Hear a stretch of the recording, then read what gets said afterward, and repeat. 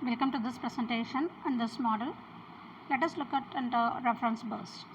The reference burst that marks the beginning of a frame is subdivided into time slots or channels used for various functions. And these will differ in detail for different networks, but some of the basic channels that are usually provided are that you can see in the figure. One is guard time. The first one is guard time. The guard time is necessary between bursts to prevent the burst from overlapping. The guard time will vary from burst to burst depending upon the accuracy with which the various bursts can be positioned with each frame. And the next one is carrier and bit timing recovery. To perform coherent demodulation of the phase modulated carrier, a coherent carrier signal must be first recovered from the burst. An unmodulated carrier wave is provided during the first part of the CBR time slot, and this is used as a synchronizing signal for a local oscillator at a detector, which then produces an output coherent with the carrier wave. The carrier is in the subsequent part of the CBR time slot is modulated by a known phase change sequence, which enables the bit timing to be recovered. Accurate bit timing is needed for the operation of the sample and hold function in the detector circuit. And the next word is burst code word or BCW, also known as unique code word. This is a binary word, a copy of which is stored at each earth station. By comparing the incoming bits in a burst with the stored version of the BCW, the receiver can detect when a group of received bits matches with the BCW, and this in turn provides an accurate time reference for the burst position in the frame. A known bit sequence is also carried in the BCW, which enables the phase ambiguity associated with the coherent detection to be resolved. And the next one is station identification code, and this SIC identifies the transmitting station. And next let us move on to preamble and postamble. We can make up the reference burst used in some of the Intelsat networks, which the number of symbols and the corresponding time intervals allocated to the various functions. And in addition to the channels already described, coordination and delay channel, that is CDC, is provided. This channel carries the identification number of each earth station being addressed and various codes used in connection with the acquisition and synchronization of burst at the addressed earth station. It is also necessary for an earth station to know the propagation time delay to the satellite to implement burst acquisition and synchronization. In the Intelsat system, the propagation delay is computed from the measurements made at the reference stations and transmitted to the earth stations in question through the coordination and delay channel. The other channels in the Intelsat reference burst are the TTY, SC and VOW. TTY is nothing but telegraph order wire channel used to provide the telegraph communications between earth stations. SC is the service channel which carries various network protocol and alarm messages.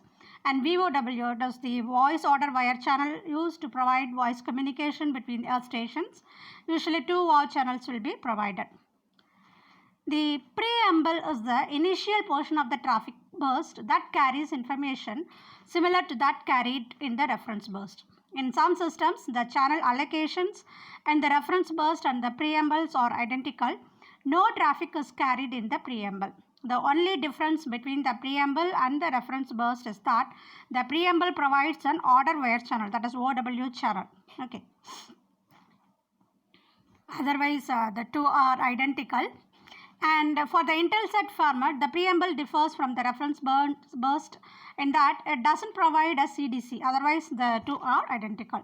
As with the reference burst, the preamble provides a carrier and a bit timing recovery channel and also a burst code word channel for the burst timing purposes. The burst code word in the preamble of a traffic burst is different from the burst code word in the reference burst, which enables the two types of burst to be identified. And in certain phase detection systems, the phase detector must be allowed time to recover from one burst before the next burst is received by it. This is termed as decoder quenching, and a time slot referred to as postamble is allowed for this function. and many systems are designed to operate without a post tumble. And next, let us move on to carrier discovery. A factor which must be taken into account with TDMA is that various bursts in a frame lock coherence so that the carrier recovery must be repeated for each burst. This applies to the traffic as well as the reference burst, where the carrier recovery circuit employs a phase lock loop, and this problem is known as hang-up, that is hang-up may occur, and this arises when the loop moves to an unstable region of its operating characteristics. The loop operation is such that it eventually returns to a stable operating point, but the time required to do this may be unacceptably long for burst type signals. And one alternative method utilizes a narrowband tuned circuit filter to recover the carrier. An example of such a circuit for quadratic phase shift keying, that is QPSK, and the QPSK signal, which has been down converted into a standard IF of 140 MHz, is quadrupled in frequency to remove the modulation. The input frequency must be maintained at the resonant frequency of the tuned circuit, which requires some form of the automatic frequency control. Because of the difficulties inherent in working with the high frequencies, the output frequency of the quadrupler is down converted from 560 to 40 MHz. And the AFC is applied to the voltage controlled oscillator used to make up the frequency conversion. The AFC circuit is a form of phase lock loop in which the phase difference between the input and output of the single tuned circuit is held at 0, which ensures that the 40 MHz input remains at the center of the tuned circuit response curve. Any deviation of the phase difference from 0 generates a control voltage, which is applied to VCO in such a way as to bring the frequency back to the required value. And this is shown in this diagram, an example of carrier recovery circuit with a single tuned circuit and AFC. Interburst interference may be a problem with the tuned circuit method because of the energy stored in the tuned circuit for any given burst. Avoidance of interburst interference requires careful design of the tuned circuit, and possibly the use of the post tumble may be used. Okay, and network synchronization, it is required to ensure that all bursts arrive at the satellite in their correct time slots. So timing markers are provided by the reference burst, which are tied to highly stable clock at the reference station and transmitted through the satellite link to the traffic station. At any given traffic station, the detection of unique word, that is burst code word, in the reference burst signals the start of the receiving frame, that is the marker coinciding with the last bit in the unique word. So it would be desirable to have a highly stable clock located above the satellite, because this would eliminate the variations in the propagation delay arising from the uplink for the reference station. But this is not practical because of weight and space limitations. However, the reference burst retransmitted from the satellite can be treated for timing purposes as if they originated from the satellite. So the network operates what is termed as a burst time plan, a copy of which is stored at each earth station. The burst time plan shows each earth station where the received birds intended for it are relative to SORF marker. And at earth station A, you can see in this figure, so at earth station A, the SORF marker is received after some propagation delay TA, and the burst time plan tells station A that burst intended for it follows a time TA after the SORF marker received by it. Likewise, the station B, the propagation delay is TB, and the received burst start at capital TB after the SORF markers received at station B. The propagation delays for each station will differ, but typically they are in the region of 120 milliseconds each. The burst time plan also shows a station when it must transmit its burst in order to reach the satellite in the correct time slots. A major advantage of the TDMA mode of operation is that the burst time plan is essentially under software control, so that changes in traffic patterns can be accommodated much more rapidly than is the case with the FDMA, where modifications to hardware are required. Against this, implementation of the synchronization is a complicated process. So corrections must be included for changes in the propagation delay which results from the slowly varying position of the satellite. In general, the procedure for the transmit timing control has two stages. First, there is the need for a station just entering or re-entering after a long delay to acquire its correct slot position, this being referred as burst position acquisition. Once the time slot has been acquired, the traffic station must maintain the correct positions, this being known as the burst position synchronization. And the next, let us move on to open loop timing control. This is the simplest method of transmit timing. A station transmits at a fixed interval following the reception of the timing markers according to the burst time plan, and sufficient guard time is allowed to observe the variations in the propagation delay.